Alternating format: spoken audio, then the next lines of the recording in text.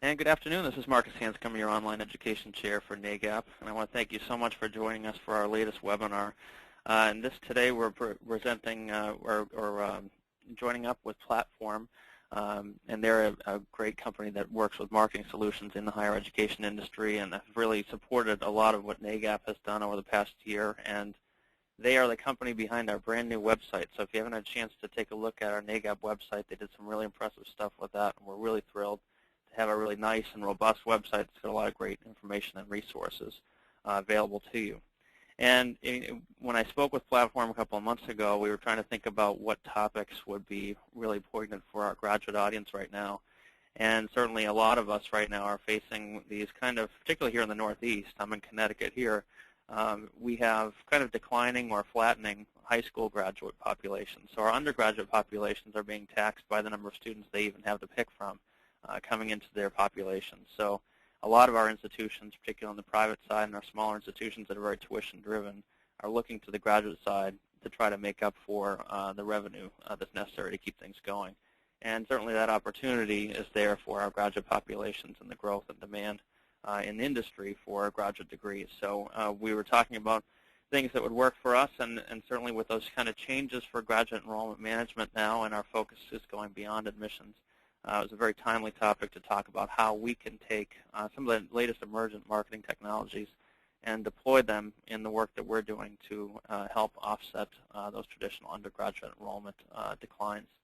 So I'm pleased to be joined today by Brad Gibbs. He's President of Higher Education at PlattForm, and Jonathan Shores. He's the Vice President of Sales and Marketing for the Southeast region at PlattForm.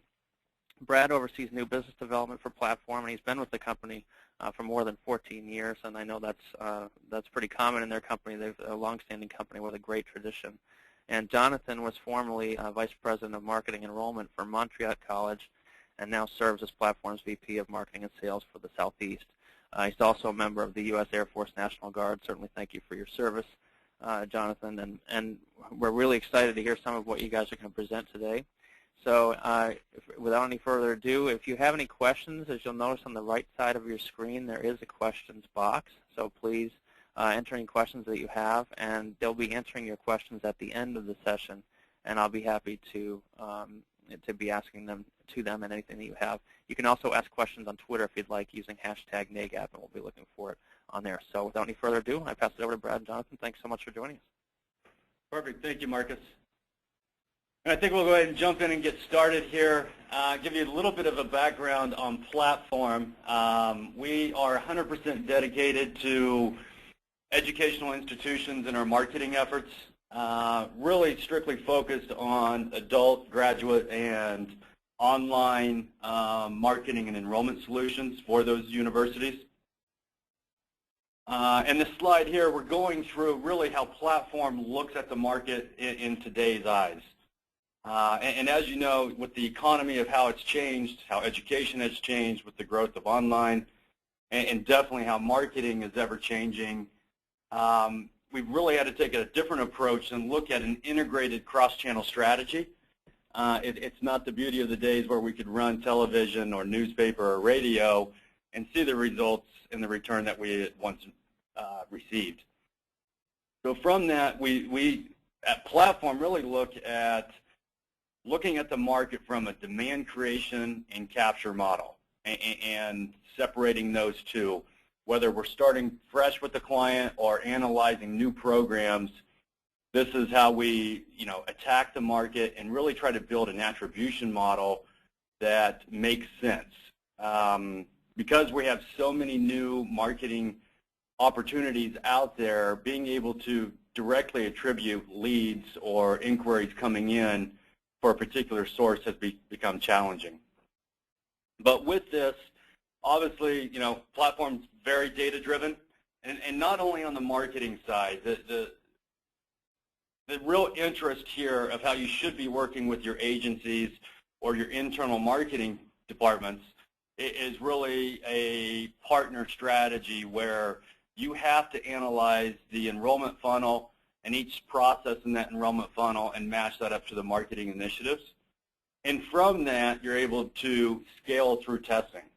And not overall as an institution, but even down to the individual program or degree field that you're offering. Just a quick overview of PlattForm's capabilities. As we've said, this has become a very integrated approach. Getting outside of television, newspaper, radio, having the ability to include all interactive marketing solutions. Definitely research is a critical, important piece to this, not only on the front end, but ongoing. And then from that, how are you able to move your marketing dollars around to achieve the optimal ROI? And then, again, once you have that information, how can you scale through testing?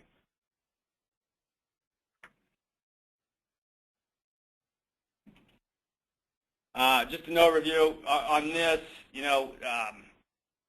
for the most part, PlattForm, we started out on the for-profit university side, being able to grow those institutions, and we're introduced to the online world at that point.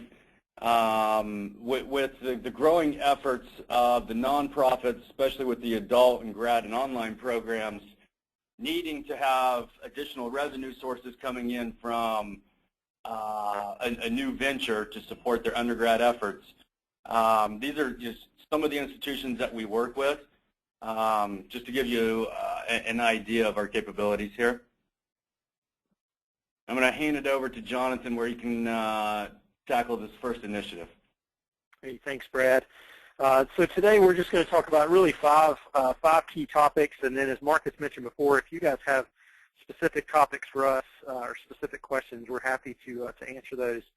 But just an overview, we're going to talk a little bit about in terms of the grad space, the graduate school space. What does it look like? What are the trends that are out there? And we'll actually just go ahead and dive into that first. So some of the statistics that we actually found are from the Council of Graduate Schools, and if any of you out there have tried over the last few weeks to get into any of the government sites, you've probably noticed that there's a little bit of a roadblock there. Most of them say that they're shut down and you can't access the data. But we were able to pull from a number of good sources, and these aren't numbers that we made up necessarily. They're actually from sources that produce these on a consistent basis. So in terms of first-time graduate students, so graduate students who are coming to institutions for the first time, roughly 63% of those enrolled into public institutions. And then almost 37% enrolled on the private side, and that includes both the non-for-profit and the for-profit side. And then interestingly, and we'll dive into this a little bit later, but 82% of the first-time graduate school enrollments were actually from U.S. citizens.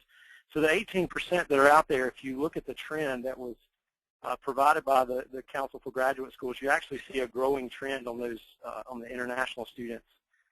Every year, it continues to go up in terms of those students coming to the U.S. or enrolling into U.S. institutions abroad. Another thing you'll notice is that with the Council of Graduate Schools, they noted that enrollment in the graduate programs grew almost 2% between Fall 11 and Fall 12. And we don't have the Fall 12 to Fall 13 numbers yet.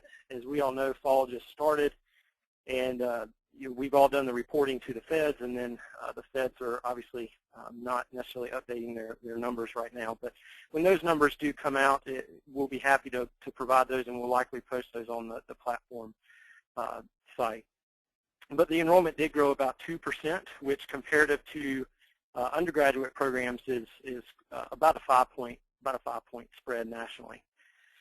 Interestingly, another statistic that's actually been growing over the last few years is the acceptance rate for first-time students in a graduate program.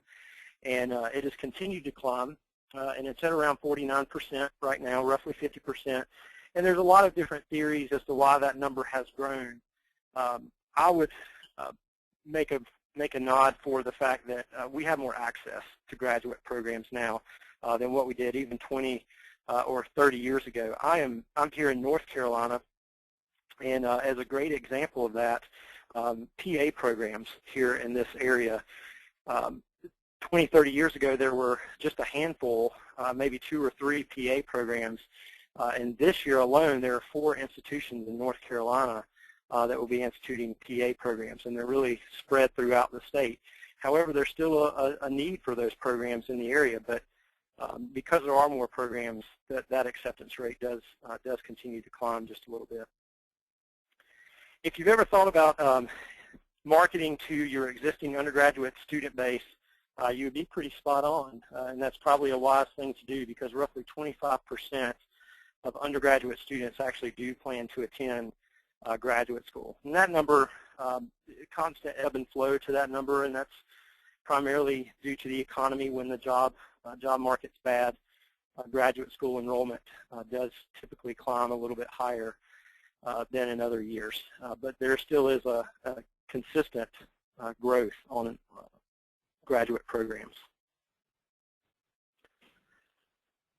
So what's next? I mean, for the graduate landscape, where is the future of graduate programs going? And we've just thrown down 3 bullets here, and we think there's probably many more that we could add, and probably do a whole presentation just on that topic. But we really think to increase specialization by program. There's been a push by the last 2 administrations for very specialized training, and that has had some ripple effects to the graduate school side, in that students are actually wanting very specific curriculum or specific concentrations to the programs that they're interested in. For instance, the MBA program. When I was going through my master's, about halfway through, they started adding specializations, and that was over 10 years ago. And you'll see more and more of that. I mean, especially MBA programs that we'll talk about a little bit later. Those are difficult programs to recruit for, but one of the ways that they're getting some lift is by adding specializations or specific curriculums to those areas. Another one is certificate level programs. And I know at least here in the Southeast, that certificate programs are a hot topic and a hot item for institutions to add. And there are 2 things that I would suggest is, first, making sure that those certificate programs are needed in your community, and whether your institution is one who has more of a regional approach, or even just a state-by-state approach, or even if it's a global component, that those certificate programs serve the needs of those respective communities. And then when you're adding certificate programs, depending on the law and what day, seems like we're working on as fast as higher education law is changing, those certificate programs, sometimes, and it seems certainly now, are falling under the Gainful Employability Act. Now, not every institution falls under that, or certainly some think that they don't. But I would just caution you that if you're to add certificate programs, make sure that you're doing it in accordance with that Gainful Employability Act. And the final area that I saw as Vice President for Marketing Enrollment at Montreat College was that businesses, specifically organizations and businesses, are now, as the economy begins to tick back up a little bit, they are going back into providing tuition assistance or tuition reimbursement to their employees. I've been in higher ed for almost 17 years, and so I've been at institutions large and small, and seen the ebb and flow again of organizations or companies providing that tuition assistance or tuition reimbursement. And it's typically one of the first things to go. But just to give you a little example of something that we did while I was at Montreat College, is we established something called a Corporate Advantage Partnership. We call it a CAP program. And basically what we did was we went and tried to partner with organizations or companies in our area. And through that partnership, we would agree with the company that if they would give us 10 students from their company, that we would give them a scholarship or a discount for those students. But they had to maintain 10 students enrolled in our program. And what would happen is often that CAP agreement would get to 8 or 9 students, and as part of that agreement, we would then discontinue that discount, which was part of the tuition reimbursement. And it was amazing to see what happened, that a lot of these organizations, once they would receive that letter or the call from us, they would then almost become our de facto recruiters and say, hey, we just need 1 or 2 more students, and they would find the students for us so that they can maintain that discount or the scholarship that we were giving them. switch to the next one, Brad. All right, so now we're going to jump into marketing approach, and then, after this, we're going to dive down into a case study to see this actually in practice. But again, as I mentioned before, how we're approaching the market is really in two categories, where what your prospects are doing and how are they searching. And obviously looking for a graduate level program, they're out there doing that for several reasons, but probably more than likely looking for a promotion, for financial benefits or security in today's world. And how are they getting there? And then the second area is, how are we able to reach them during that phase? And we break it down into two areas, demand generation and demand capture. We're not going to dive a lot into student matriculation, but we will highlight on it a little bit as far as what is that process to work those prospective graduate level applicants through the enrollment process and get them started faster. So when we look at demand generation, we are really looking at those students who are searching for general terms relevant to their interest. For market research, we do know on average roughly 20% of the people go out there and search for the institution that's in their backyard right out of the gate. But what happens to those other 80%? And they're going out there and doing long-tailed keyword searches for the graduate level program that they're of interest in or a particular job. And generally speaking, they're finding it's an impulse buy at this point. They saw something on television. They saw something on the web. They saw something driving by with the billboard, and it drove them to start that process of understanding that they need to start gathering information. And we're going to go through each of these types of marketing vehicles here in a second. But from this standpoint, this is where we look at demand generation. How can we continue to create that opportunity for them to find your institution, rather than knowing that you are in their backyard and we need to drive traffic there. Once we do this, we look at demand capture. And this is where the student is really beginning to engage with the institution. They've done their research. There's more information out there for these particular students now than ever. And whether it's through an education portal, whether it's through the search engines, they're out there researching information and gathering information from 4, 5, 6, 7 different institutions based on a particular graduate level program of their interest. And more than likely, they're going to go ahead and apply for more than just your institution. They may be applying to 2, 3, 4 other institutions at the same time.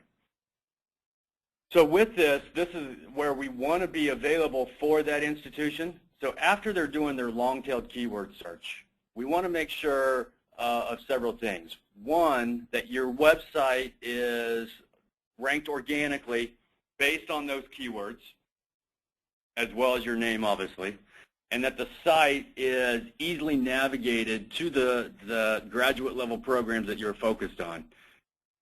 Second, with paid search, or pay-per-click, different terminology there, we do know in building an attribution model, when a particular student goes out there and they start doing a long-tailed keyword search, and hypothetically it's an MBA program in North Carolina, then they're going to refine that search and go to an MBA program in Raleigh. And then once they get to that point, they might do 3 or 4 more searches. They might go to a CPL provider or school search engine and research other institutions. Then they may go back to your main website, and then to social media, and then finally request information off of a paid search form. And that's where we talked about at the very beginning of building that cross-channel tracking capabilities, so you can build an attribution model so you can understand, what is influencing a particular student to go ahead and request information from you.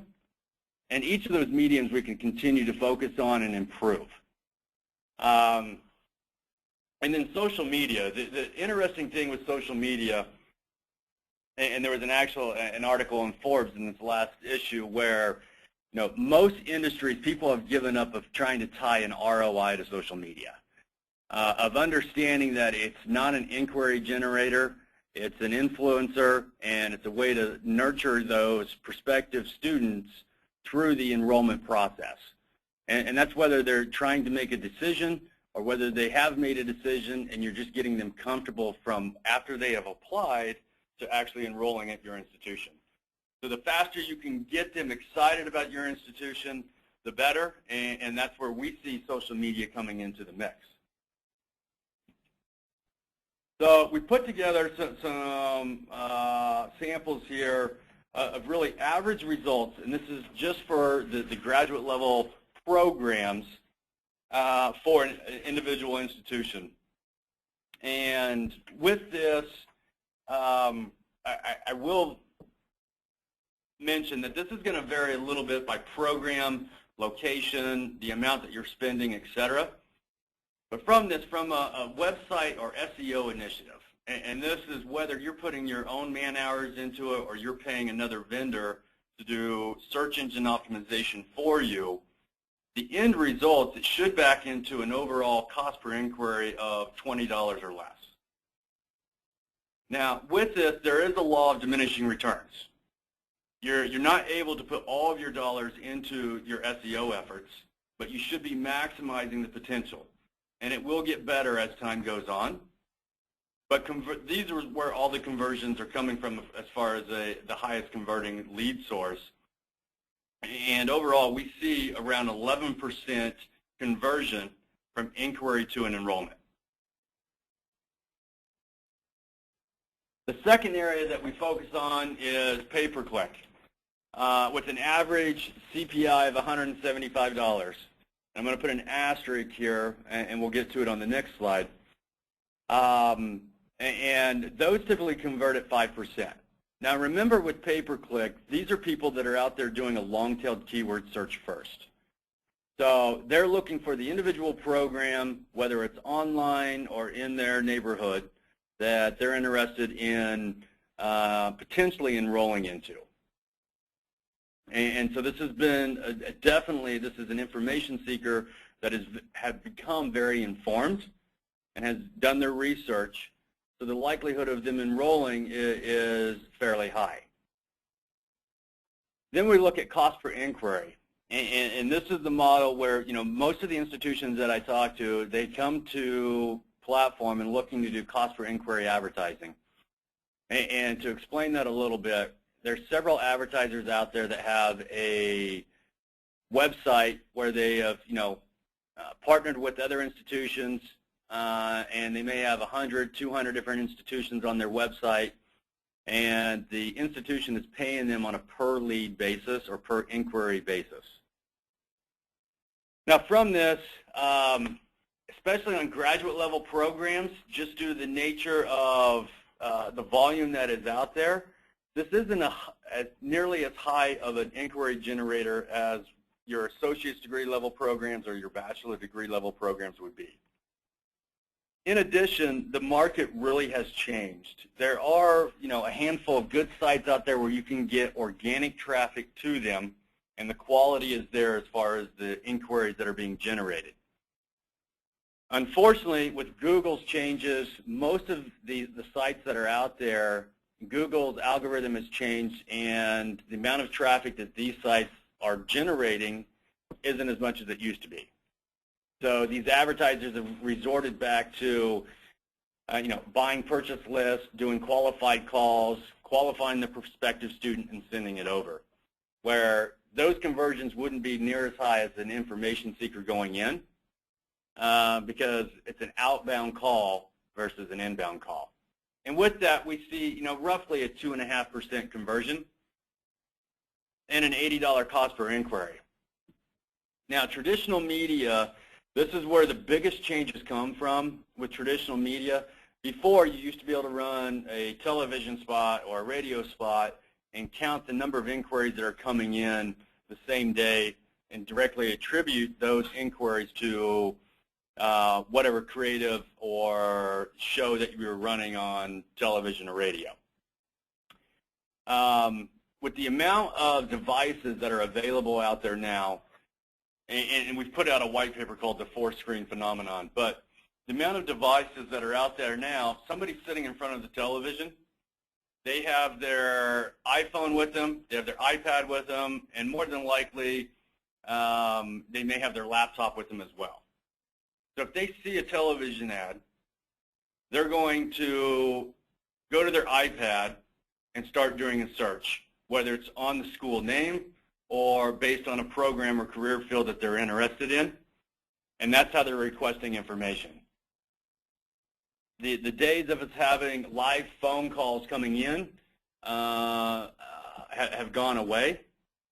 So we utilize traditional media, outdoor advertising as that influencer to drive an impulse buyer to become an information seeker and go to your website and request information.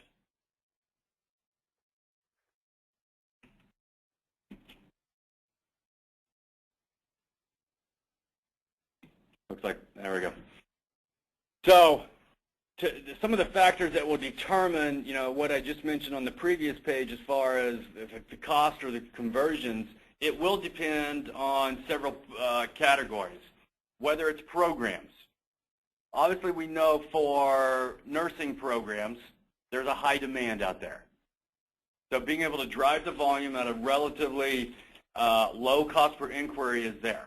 Now, going out and advertising a generic MBA program where there's a lot of competition, typically your cost per inquiry and your cost per inquiry is going to go up, and your conversions may go down just due to the level of competition that's in your market.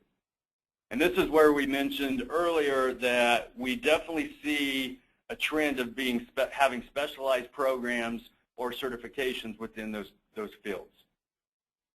The second factor would be location, whether it's a rural location or metropolitan location, that'll play a factor into that. And again, whether it's delivery method, campus, online, hybrid. At this point, the tables have turned, and it's becoming more cost-effective to market towards your campus-based locations versus online, just due to the amount of increase of online institution offering programs. That really hasn't caught up to the graduate level side yet, but we expect it to soon. And then another thing to understand is we are looking at just marketing costs, not your full enrollment cost. So one thing to consider is, how many admissions counselors are you going to contribute to your marketing resources? And we really look at it on how many inquiries can a particular admissions counselor handle per week. And there's, various different ways to analyze that, but we really try to boil down to if they can handle 20 to 25 a week, then our conversions will be what I showed you on the previous slide.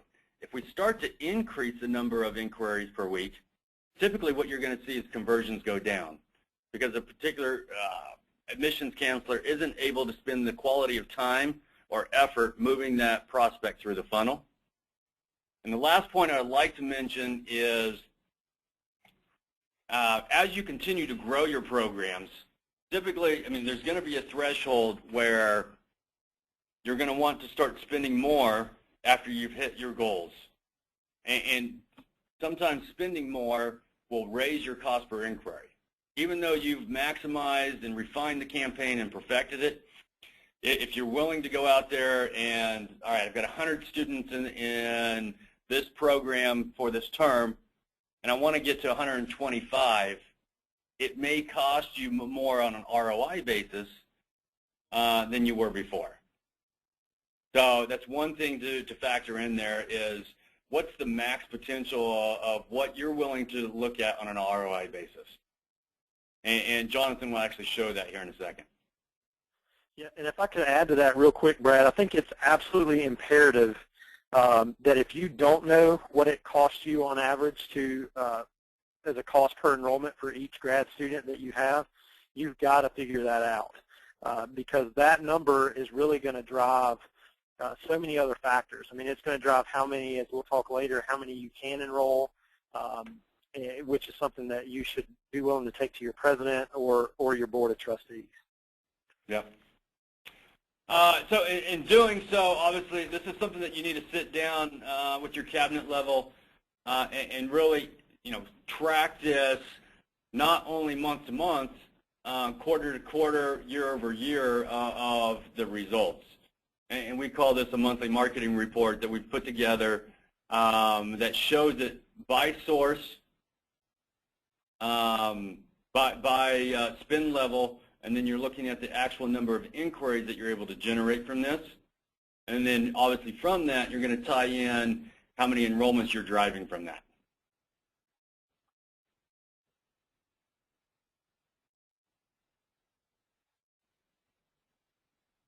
All right, Jonathan?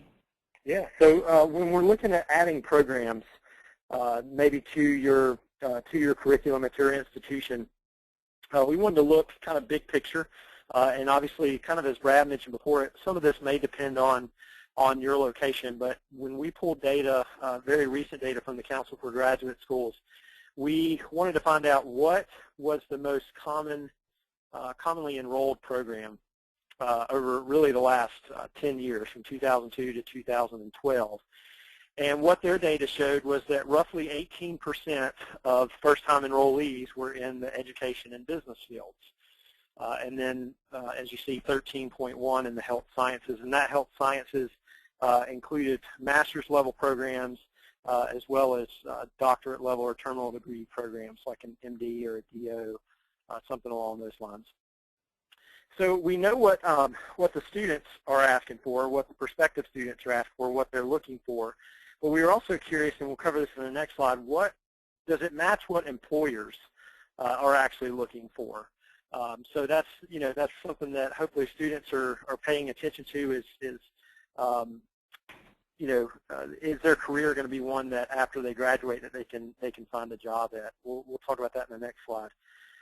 But according to Google, the MBA program, the graduate level program, has the highest demand. And basically what that means is it's the graduate level degree program that students are inquiring about or are interested in the most, that they're searching for the most.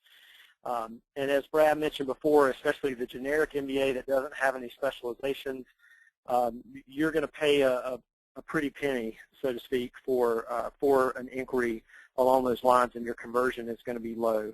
And that's part of that is because so many people are looking for it. It's just the law of supply and demand. As we mentioned earlier, the international MBA, that request is also on the line as our community grows and becomes more global. Students are from overseas and both here are looking at international master's in business programs. And what has actually happened is that demand has been so great that some institutions have actually taken their programs overseas, not just an online component, but have physically taken part of their programs and moved it. And you've seen that a lot, at least in the last 5 years, where institutions are going to the United Arab Emirates or somewhere along those lines, but they're actually physically moving or creating a branch campus in an international market and having a focus on an international MBA.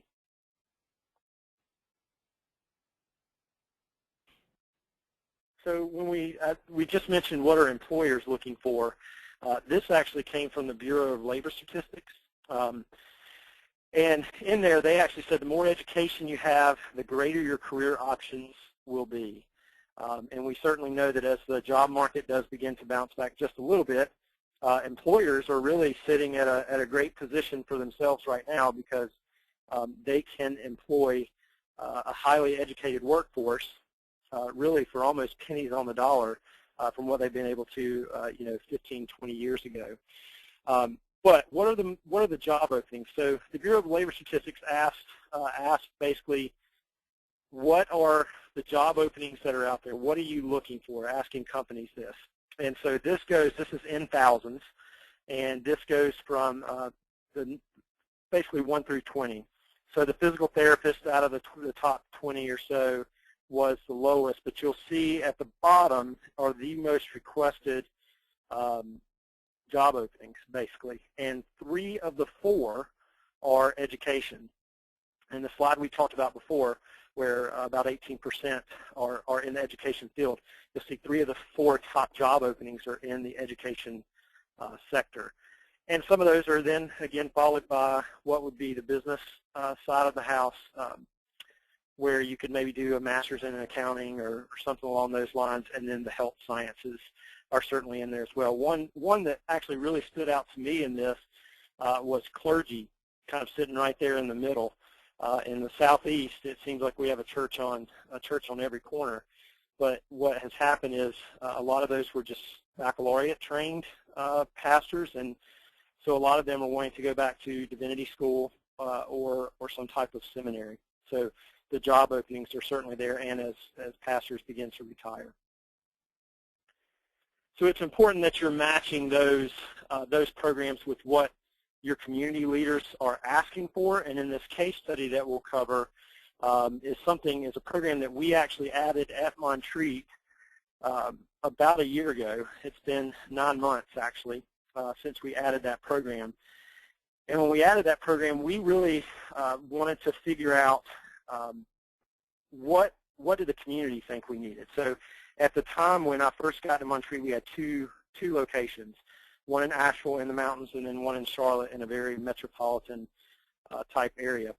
We wanted to figure out, in Charlotte, we had 16 competitors that were doing graduate level programming, and they're coming in, it seemed like every other day, and it became a lot more difficult to recruit those students.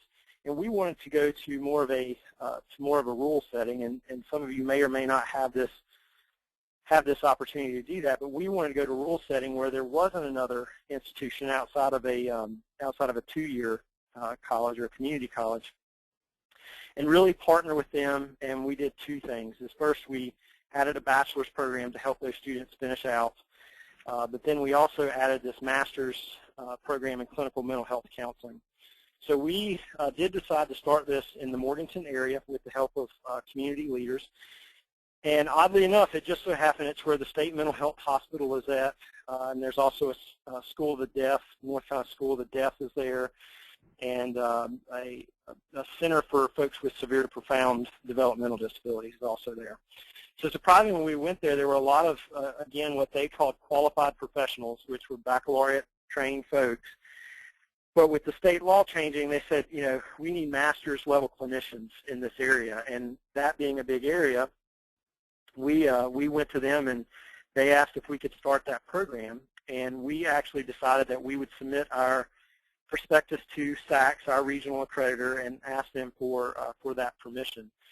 And we did that, and when we went to the president and the board, we did bring in community leaders to talk with those 2 constituents and really talk to them about the need in the community. And the board and the president both backed the implementation of that program. But if any of you are familiar with this, they said, yes, go for it, but oh, by the way, we're not giving you any money to do it. Just do it within your own existing budget. So we knew that really our focus was going to have to be on the marketing of that program, and it was going to have to really rely on those community leaders helping us out and the chamber helping us out. But because that was in a rural area, we did take a little bit more of a traditional approach to the marketing. Now, as Brad mentioned before, it was very hard, virtually impossible to attribute those leads, but we did do a lot of radio, TV, and billboards. But what we did was we drove those radio, TV, and billboards to our mini sites, or our main page, smaller sites off of our main page, so that we could try to track where those were actually coming from. And we had a tremendous amount of growth. We went from 0 students to 83 students in 9 months, and we were able to grow it to 3 different locations. Once other areas found out that we had started that program, it was a great thing. Community leaders began coming to us and asking us to add that program in their location. So now it's in 3 locations, and they have 2 more that are actually slated to start, or communities that want us to start those programs. So we had a tremendous amount of growth, and on the next slide I'll show you kind of what we had sent to our regional accreditor, to SACS, and the top 3 or 4 lines is what we expected, and this is what we did send to the Southern Association of Colleges and Schools. And we really expected our first year for there to be just a cash flow loss. We knew that we were going to have to invest in it with some faculty and some other startup costs. And we actually started this program with part-time staff, or part-time faculty, part-time faculty, until we could get it self-sustaining. And SACS did allow us to do that. But what actually happened is we, because we filled a need in that community, and that was our focus, you'll see that last line that instead of finishing in a negative $34,000, that program actually had a cash flow of $195,000. And that program has actually grown so fast now that we can't hire faculty fast enough for those programs. And SACS has basically said hire more and hire faster. And so we're doing that. And then this year, where we're at so far this year, and as you know, well, at Montreat, our fiscal year ends in June, but so far this year, that program is almost up $750,000 in terms of over what we had expected originally in terms of the revenue, the positive cash flow that was there. So setting the expectation, and I'll cover this one real quick. This could be somewhat confusing, but it's really something that you should use as a graduate admissions professional. And I understand we maybe have some college presidents who have called in today. This is something that you should use, or something along this line you should use when you're developing a budget, particularly when talking with your trustees or trying to get a budget approved, or in some cases sitting with your cabinet level representative. What this does is the blue part are parts that you would typically fill in, and we are happy to, if anybody needs help in developing a budget like this, please reach out to us. We are absolutely happy to help walk you through something like this. But this blue part that Brad has just shaded in for us, this is the part that you would actually fill out. So the program that you're going to have, the number of expected students, or the number that's been given to you by the administration or the trustees that they say we want this number of students new for this year, and then the marketing dollars currently that you have allocated. And then this green part, which is the CMD, which is your current marketing dollars, what it does is, when I mentioned before, it's imperative for you to figure out what your cost per enrollment is.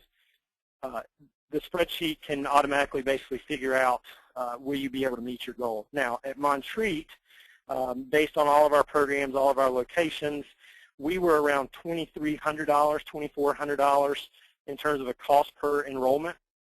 And so we knew that even though the board expected us, let's just take the top line, the MBA in marketing, even though the board expected us to enroll 20 students, we knew based on our marketing dollars of $15,000, it wasn't going to happen. That we, based on those marketing dollars, were really going to enroll 7 students.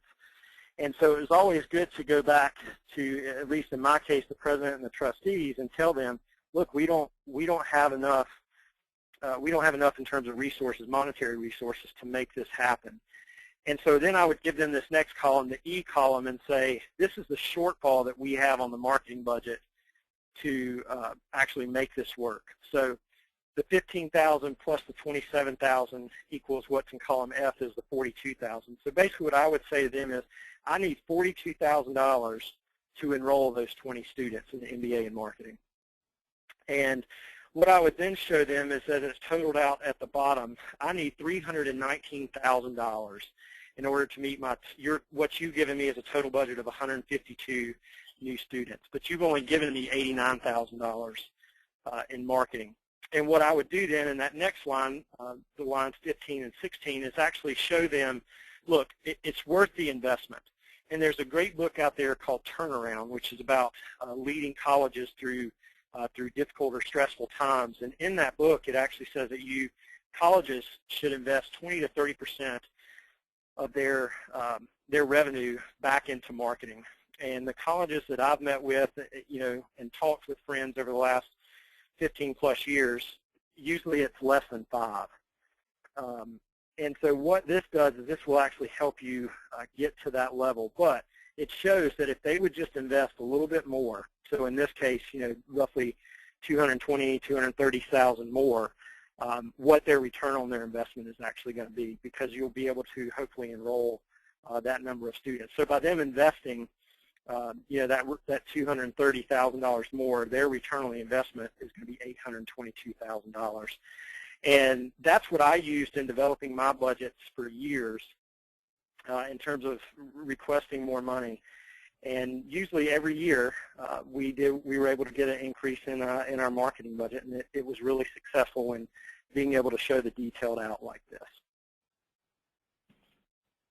So let me recap a little bit, so you guys can, obviously go to your teams and president and get that investment. Is really from the front end doing the research. What is the demand for the jobs, the competition, and the cost to market that program, and then obviously setting expectations, which Jonathan just took us through right there. And then, from that, build out and implement that demand generation and demand capture marketing capabilities, whether that's internal or external. And then from that, continually, through the life of the program, and I know with Montreat, we were making adjustments along the way of analyzing results. And the only way to do that is to really work in a partnership with the enrollment team, and then refine that marketing approach. And then from that, that'll give you the ability to continue to scale these individual programs, as you saw within this case study. So with that, Marcus, I think we can open it up to questions.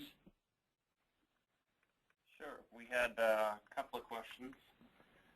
Going back to something that Jonathan mentioned about Montreat, and this goes back to the corporate partnerships in the early part of the presentation. What was the discount?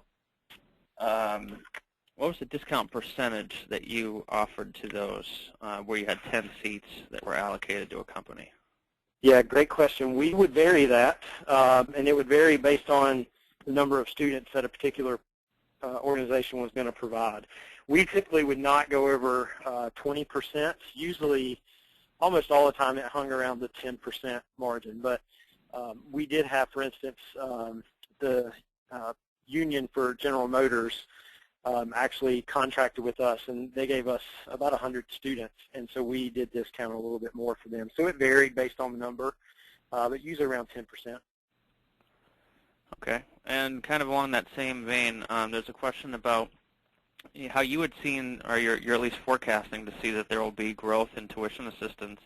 And I actually share in this question because I'm in a market here that a lot of the companies have actually cut back on their tuition assistance, particularly with the economy the way it's going. Do you have any data or things that support this trend that we might go back to having more corporate reimbursements available?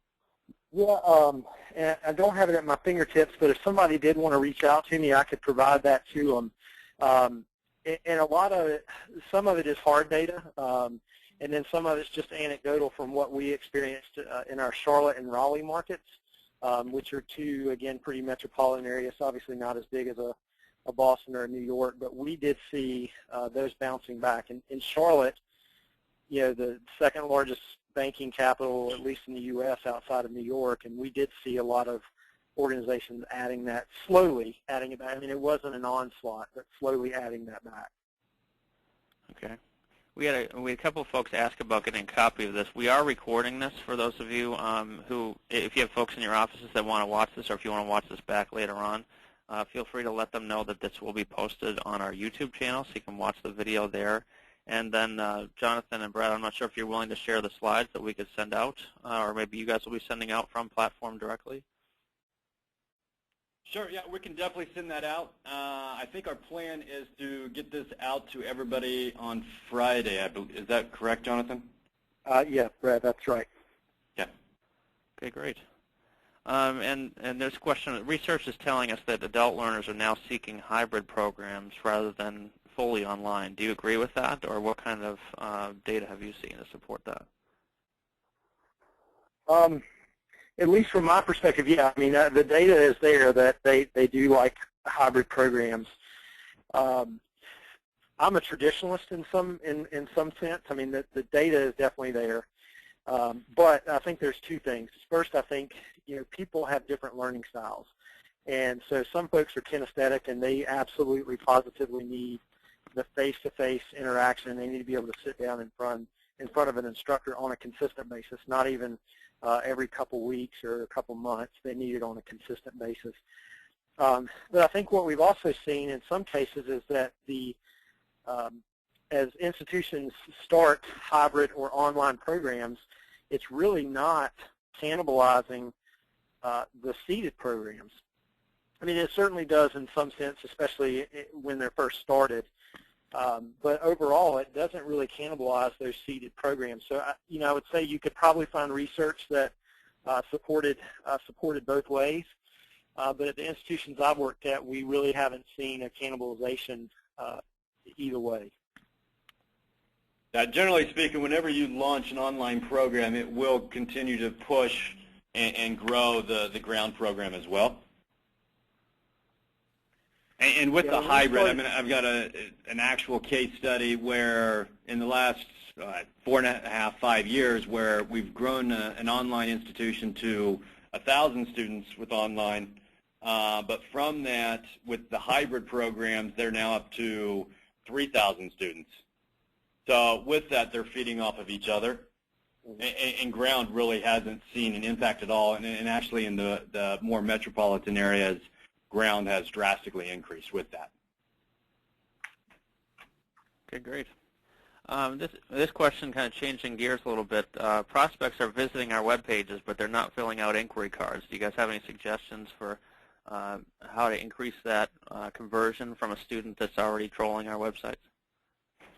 Yeah, I mean, typically, and that's where, at the very beginning I was discussing search engine optimization. And with that, while the importance of search engine optimization is driving the right traffic to your site, whether that's geo-targeted, whether that's program-specific, but also, it's really about how can you improve the visitor-to-inquiry ratio from your website, and that's, a lot of things as far as dealing with navigation, content, etc.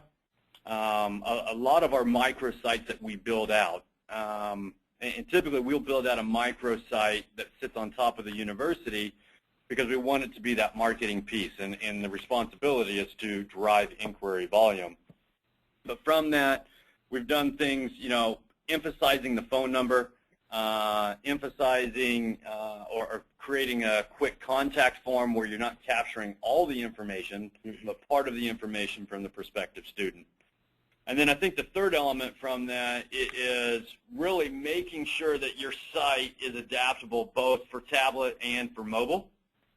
Whereas at this point, we're really seeing about 30% of our increase performance really coming from tablet and mobile, not from desktop at this time. So, and the benefit of mobile, it's much easier to dial from mobile than it is from your computer. So having the ability to click on a phone number when you have your phone is obviously going to increase that conversion rate as well. And just to piggyback that with the real-world example, at Montreat, we did relaunch our website, and we had that same exact problem after we relaunched, is that we were not getting a ton of inquiries. I mean, we had a lot more hits, we had a lot more traffic, but what we found out through the Google Analytics piece is that people were getting to the short form or to the long form, but then just realized that, like Brad said, it was just too long, and they weren't willing to fill out all that information.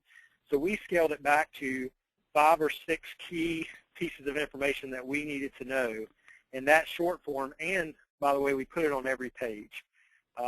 Instead of just having a Contact Us tab where they could go to and then fill out the information, we tried to make it simple for them and put it on every single page we had so that they could just quickly contact us. And that actually helped our conversions go through the roof. Yeah, one of the things, and I'll just piggyback in real quick, but one of the things, a lot of the schools that we see out there, they'll have a contact us or request information or apply now on the home screen. But you need to realize these particular students are searching for a career field or the program of their interest. So it's very critical to have that on the program pages themselves. Okay, great point. And switching over, you guys have talked a lot about working with your local corporations and industries, and I think that's a struggle for a lot of schools. One question that came in over Twitter, that approach really works well for smaller schools that are nimble enough to get out into the communities and have the ability to change programs on the fly relatively within their institutions. But what do you think about that for a large research institution which perhaps doesn't have the same kind of flexibility to do that and work with community programs? Yeah, and so they're right. I mean, I was at a smaller school, and Montreat is a smaller school, but I've also been in a Tier 1 institution in terms of a high-level research, primarily doctorate level programs. And what we had to do was, I mean, we did take an approach that it did take a lot longer to get through the faculty, but it's a matter of pushing through and driving through. I mean, there's nothing specific that I can tell you, but other than to let your cabinet level person know that you're just going to continue to get beat to the market if you're not nimble and you're not flexible. I mean, that's where, quite frankly, the for-profits have done just an incredible job, is being able to react to those really quickly. And I think the institutions, as we move forward, who aren't willing to react quickly, I think they're going to struggle, especially if they don't have large endowments to fall back on. Okay, great. And one, I guess we'll do our final question here because we're right up against 2 o'clock. But this question relates to, what do you think about, have you seen any marketing trends that are different while targeting folks that are working or, they're looking for part-time or evening programs versus those students who are coming right out of undergraduate, they're looking to go right into a graduate program? I can answer that from my perspective in that most of our students at Montreat, and actually most of the institutions I've been at, have been adult and evening type programs.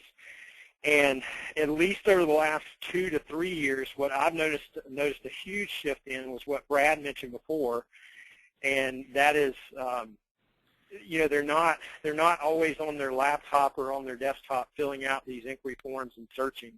I mean, they're on multiple devices at one time, and so optimizing the site where it has the same look and feel as the traditional site, I think, is important, because I think a mistake that some institutions make is that they create a mobile site that's completely different than their website. And I think what happens a lot of times to those institutions is they lose some of the branding element that they may be known for, and trying to just shove everything on a mobile site.